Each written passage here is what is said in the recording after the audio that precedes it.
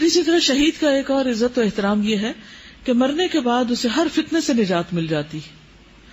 ایک شخص نے پوچھا، یہ سنن النسائی کی روایت ہے، اے اللہ کے رسول صلی اللہ علیہ وسلم کیا وجہ ہے کہ اہل ایمان کا قبروں میں امتحان کیا جاتا ہے، شہید کا نہیں کیا جاتا؟ شہید کو قبر میں ٹیسٹ نہیں کیا جاتا، شہید اس مشکل ترین مرحلے سے نہیں گزرتا. آپ نے فرمایا اس کے سر پر چمکتی تلواریں اس کے لیے امتحان سے کافی ہو گئیں. اس کے سر پر چمکتی تلواریں اس کو کفایت کر گئی اس امتحان سے. یعنی وہ دنیا میں اتنی سخت جگہ سے گزرا کہ اب یہ دوسرے سخت مرحلے کی ضرورت نہیں. کیا پتہ چلتا ہے اس سے؟ دنیا میں جو اللہ سے ڈر کے اور اللہ کی اطاعت میں جتنے بھی مشکل مراحل یا جتنی بھی قربانیاں کی، اب آخرت میں اللہ تعالیٰ 2 سختیوں کا جمع نہیں کریں گے. جیسے ایک حدیث میں آتا ہے نا کہ اللہ تعالیٰ 2 خوف اور 2 امن جمع نہیں کریں گے. ویری گڈ، بالکل صحیح جواب ہے. لیکن ہمیں جب دین کے راستے میں کوئی مشکل آتی ہے تو ہم کیوں نہیں برداشت کر پاتے؟ اس کی کیا وجہ ہوتی؟ کیونکہ ہمیں اللہ سبحانہ وتعالیٰ کے وعدوں پر یقین نہیں، اس لیے ہم آگے نہیں بڑھتے. ہم دین کے راستے پر صرف اس وقت تک چلتے ہیں جب تک آسانیاں ہوں، اور جہاں مشکل آئی وہاں کیا کیا؟ مثلا اچھا یہ بتائیے آپ کو کیا مشکل لگتی؟ یہاں پڑھنے میں کیا کیا مشکل لگ رہا ہے؟ ظاہر ہے پہلے آپ صبح دیر تک سوتے تھے، آرام کرتے تھے، سب گھر والوں کے ساتھ بیٹھ کے مزے سے ناشتہ کرتے تھے، طرح طرح کے کھانے پکتے اور پکاتے تھے. اب وہ رونقیں تو ہے نہیں، بھاگم دوڑ، اوپر سے نیچے، نیچے سے اوپر. جب بہت سر دکھنے لگے، جب کمر دکھنے لگے، جب زمین چبھنے لگے، جب گرمی لگنے لگے، لیکن اپنے آپ کو آپ جما کے بیٹھے ہو کہ نہیں یہ وقت ہاتھ سے نکل گیا تو پھر کیا ہوگا، تو کرنا ہی کرنا ہے. آپ میں سے کتنے لوگ ہیں جو مشکلات سے گھبرا کر واپس جانے کا سوچتے ہیں؟ بہت سے لوگ کہتے ہیں جب سے ہم ادھر آئے ہیں تو ہماری طبیعت خراب رہنے لگ گئی، اس لیے کہ بہت کچھ نفس کے خلاف جانے لگ گیا نا. جو بھی کام ہم نفس کی مرضی کے مطابق کرتے ہیں ان میں طبیعت بڑی خوش رہتی. جس کام میں نفس کا حصہ ہوتا ہے وہ کام بہت اچھا لگتا ہے. لیکن کمال تو یہ ہے کہ انسان اس کام کو کر کے دکھائے جس میں نفس راضی نہیں. کیونکہ ساری زندگی جس رستے پہ چلتے رہے راحت اور آرام کے، کیونکہ روٹین بن جاتی ہے نا، زندگی کی عادتیں پختہ ہو جاتی ہیں. اور اگر پڑھنے کی عادت نہ ہو تو پڑھا نہیں جاتا، لکھنے کی عادت نہ ہو تو لکھا نہیں جاتا، ہاتھ تھک جاتے ہیں، بیٹھنے کی عادت نہ ہو تو بیٹھا نہیں جاتا. یہ سارا نفس کے خلاف جاتا ہے نا. الحمدللہ. اب ظاہر ہے ایک آرام سے آیا اور ایک ہسپتال سے آیا اس وقت کلاس اٹینڈ کرنے کے لیے، تو کیا دونوں کا درجہ تو نہیں برابر ہوگا؟ جی استاد، جیسے کل میں نے اپنی ٹو ڈو لسٹ بنائی تھی کہ میں نے 3-4 پارے ریوائز کرنے تھے، میرے ریٹسٹ آئے تھے، تو اس ٹائم کل ویکینڈ بھی تھا اور سب اکٹھے ہوئے تھے، پہلا ویکینڈ تھا چھٹیوں کے بعد، اور دل وہاں بھی لگا ہوا تھا، اللہ سب اکٹھے باتیں کر رہے ہیں اور لائبریری میں بیٹھا بھی نہیں جا رہا تھا. لیکن میں نے اپنے کو کہا نہیں میں نے یہ بنایا ہے، میں نے کرنا ہے. اور الحمدللہ استاد صبح سے لے کے شام تک میں نے اپنے سارے کام کیے. اس کے بعد پھر اللہ تعالیٰ نے میرے ورک میں برکت ڈالی اور پھر میں نے اور بھی سب کے ساتھ باتیں کی بیٹھ کے. بس اصل میں ہمارے پاس اتنا ٹائم ہوتا ہے نا، جب مثلاً 10 گھنٹے ہوتے ہیں تو ہم تھوڑا سا بھی کام ہو تو اسے 10 گھنٹوں پہ اسٹریچ کرتے ہیں. لیکن اگر ہم نے اپنا ٹائم بلاک کیا ہو، یہ وقت اس کام کے لیے، اس کے لیے، اس کے لیے، اور یہاں پر میں باقی کام کر لوں گی، تو اللہ تعالیٰ اسے برکت ڈال دیتا ہے. کامیاب اور ناکام لوگوں کی زندگی میں یہی فرق ہوتا ہے. تو یہ کامیاب ہے نا شہید، کیونکہ نفس کو ماننا پڑتا ہے نا، اپنے گھر بار، بچے، بزنس، تجارت، پکی ہوئی فصلیں، کیا کچھ چھوڑ کے صحابہ جاتے تھے. آسان تھا نکلنا. تو آپ اپنے آپ سے اپنا انالیسس کر سکتے ہیں کہ وہ کون سا کام ہے جس میں میرا نفس نہیں راضی، میرا دل نہیں لگتا، پھر بھی کرتی ہوں کہ اللہ کی مرضی، اللہ کو خوش کرنا ہے. کم از کم کوئی ایک کام تو زندگی میں ضرور ایسا رکھیے. ہوتا پتہ کیا ہے، کچھ کام شروع میں مشکل لگتے ہیں، پھر کرتے کرتے آسان ہو جاتے ہیں، پھر تیسرا مرحلہ آتا ہے ہم ان کو انجوائے کرنے لگتے ہیں. اب کیا کیا کریں، جب کسی ایک مشکل کام کو انجوائے کرنے لگے نا تو نفس آ گیا بیچ میں، آ گیا، شامل ہو گیا بیچ میں. اب کیا کریں، ایک اور چیلنج لے لیں، کوئی اور کسی کام میں ہاتھ ڈال لیں کہ جو نفس کے خلاف ہو.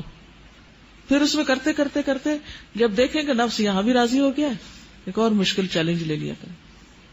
کیونکہ دنیا کی یہ زندگی بہت قیمتی ہے. جیسے ابھی بات ہوئی نا، حدیث کوٹ ہوئی کہ 2 خوف اور 2 امن اکٹھے نہیں ہوں گے. اگر دنیا میں کسی پر اللہ کے راستے میں خوف گزرا ہے تو وہ قیامت کے دن امن میں رہے گا. ٹھیک ہے نا؟ تو اگر آپ خبر میں امن سے رہنا چاہتے ہیں تو یہاں مشکلات سے گزر جائیں. یہ نہیں کہ جان بوجھ کے اپنے آپ کو ایک آسان رستہ اور ایک مشکل تو مشکل پہ چل پڑے. نہیں، وہ تو نبی صلی اللہ علیہ وسلم کی سنت یہ تھی کہ آسان رستے پر ہی چلتے تھے. اس کا مطلب یہ ہے کہ جو کام کرنا ہم پر فرض ہے، کرنا چاہیے، اور ہم نہیں کر رہے صرف لاپرواہی کی وجہ سے. مثلا قرآن مجید کا صحیح پڑھنا ہم پر فرض لازم ہے یا نہیں؟ سب اگری کرتے ہیں اس سے؟ کون نہیں اگری کرتا اس سے کہ کوئی ضروری نہیں ہے، جیسا بھی پڑھ لو ٹھیک ہے. لیکن کچھ لوگ صرف اس وجہ سے ٹھیک نہیں پڑھ پاتے کہ وہ غفلت اور لاپرواہی برتتے ہیں، حالانکہ وہ کر سکتے ہیں مگر ان کو مشکل لگتا ہے اور وہ مشکل میں پڑھنا نہیں چاہتے. ان کا نفس ان کو کھینچ کے ایسی چیزوں کی طرف لے جاتا ہے جہاں بہت مزہ آ رہا ہوتا ہے. تو ہر وقت ہم مزے کی تلاش میں نہ رہیں. اگر جنت کے مزے چاہیے تو یہاں کے مزے کٹ کرنے پڑیں گے. اچھا، شہید کا جو لباس ہے اس کے بارے میں بھی ایک حدیث میں آتا ہے، اور یہ ترغیب و ترہیب کی حدیث ہے، صحیح حدیث ہے، کہ اسے 100 عمدہ اور نئے لباس پہنائے جاتے ہیں. اگر انہیں 2 انگلیوں کے درمیان رکھ دیا جائے تو وہ ان میں سما جائیں. یعنی 100 لیئرز ہیں، لیکن وہ ایسی نرم اور باریک اور خوبصورت لیئرز ہیں کہ ان سب کی جو طے ہے اس کو ان 2 انگلیوں کے بیچ میں آپ لے سکتے ہیں. فرل والے کپڑے کبھی دیکھے ہیں؟ پہنے؟ فرلز لگی ہوئی، اور پھر لیئرز پہ لیئرز لگا کے جو کپڑے بنائے جاتے ہیں ڈفرنٹ لیئرز کے ساتھ، ڈفرنٹ ڈیزائنز کے ساتھ، کتنے خوبصورت ہوتے ہیں. لیکن دنیا میں ایسے کپڑے نہیں ملتے کہ جن کو آپ لگائیں اور وہ پھر اتنے لائٹ بھی ہوں، ورنہ 100 جوڑے پہنے تو آپ ہل بھی نہ سکیں. تو شہیدوں کو جو 100 لیئرز پہنائی جاتی ہیں وہ اتنی سافٹ اور نرم اور اتنی خوبصورت ہوتی ہیں کہ 2 انگلیوں کے بیچ میں آ جائے. شہید کی زندگی کے بارے میں آتا ہے، صحیح مسلم کی روایت ہے، نبی صلی اللہ علیہ وسلم نے فرمایا، شہداء کی روحیں سبز پرندوں کے پیٹ میں ہوتی ہیں. ان کے لیے ایسی قندیلیں ہیں جو عرش کے ساتھ لٹکی ہوئی، اور وہ روحیں جنت میں جہاں چاہتی ہیں پھرتی رہتی ہیں، پھر انہی قندیلوں میں واپس آ جاتی ہیں. جیسے بڑے بڑے شینڈلیئرز ہوتے ہیں نا، تو پرندوں کی شکل میں گھوم پھر رہے، پھر آ کے واپس اپنے ٹھکانے پہ بسے رہے، جب تک چاہیں گھومے پھریں، جب چاہیں واپس آ جائیں. پرندوں کے لیے کوئی پابندی ہے کہ 1 گھنٹے کے لیے چھٹی ہے واپس آؤ، بس بریک ٹائم آدھا گھنٹہ ہے واپس آؤ؟ ان کے لیے نہیں ہے ایسا کچھ. ایک پرندہ صبح نکلتا ہے، کب واپس جاتا ہے؟ گھوم پھر کے شام کو جاتا ہے ریسٹ کرنے، اور باقی وقت وہ مزے مزے کی چیزیں دیکھتا ہے، اڑتا ہے، پھرتا ہے، کبھی چاہتا ہے تو چھت پہ جا بیٹھتا ہے، کبھی چاہتا ہے درخت پہ جا بیٹھتا ہے، کبھی کہ زمین پہ اتر جاتے ہیں. مرض اڑنے کے یہی تو مزے. تو شہید بھی اڑتے رہیں گے. سنن نبی داؤد کی روایت میں رسول اللہ صلی اللہ علیہ وسلم نے فرمایا، جب تمہارے بھائی احد میں شہید کر دیے گئے تو اللہ تعالیٰ نے ان کی روحوں کو سبز رنگ کے پرندوں کے پیٹ میں کر دیا. طوطے بھی دیکھے ہوں گے نا آپ نے. جنت کی نہروں پہ آتے ہیں، وہاں کے پھل کھاتے ہیں، پھر سونے کی قندیلوں میں لوٹ جاتے ہیں جو عرش کے سائے میں لٹک رہی ہیں. جب انہوں نے وہاں کے کھانے اور پینے اور آرام اور راحت کے مزے دیکھے، اتنا کچھ، تو کہا کون ہے جو ہمارا یہ پیغام ہمارے بھائیوں تک پہنچا دے کہ ہم جنت میں زندہ ہیں. جب وہاں سے ٹیکسٹ تو کر نہیں سکتے تھے، پکچرز تو بھیج نہیں سکتے تھے، تو پھر انہوں نے کیا چاہا کہ ان کے پیچھے جو ان کے بھائی ہیں ان کو بھی خوشی میں شریک کیا جائے، بتایا جائے ہم کہاں پہنچ گئے.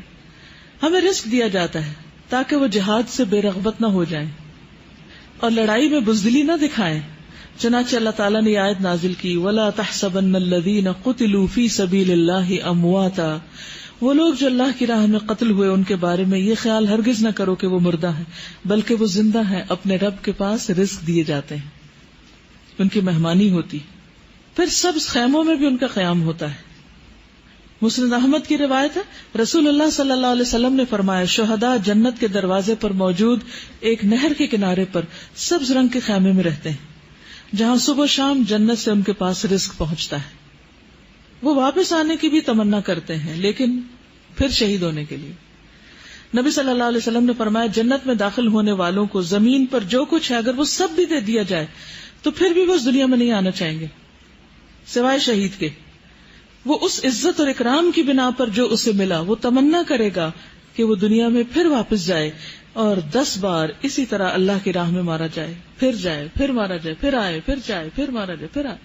یعنی اس آنر اور اکرام اور عزت اور ان نعمتوں کی وجہ سے جو اس کو قیامت کے دن سے پہلے ہی جب جنت میں جائیں گے لوگ، یعنی اصل جنت میں، اس سے پہلے ہی ان کو عرش الہی کے سائے تلے وہ سب کچھ مل رہا ہے.